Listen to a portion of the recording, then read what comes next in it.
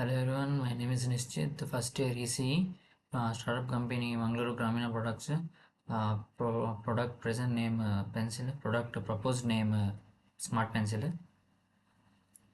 Mentioning some of the requirement and feeling about the product as said by the customers during the empathizing activity.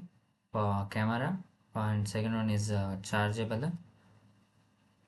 Based on the empathizing stage and considering the feelings and requirements of customers, many new features are added to the existing product name pencil, a futuristic product name smart pencil. Some of the additional features to be added are mentioned here: camera, laser light, and charging stand.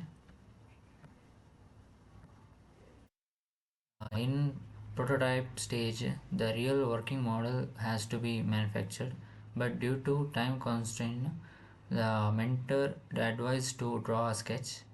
The sketch is given below. I request the viewers of this presentation video to comment your opinion to satisfy the testing stage, and thank you.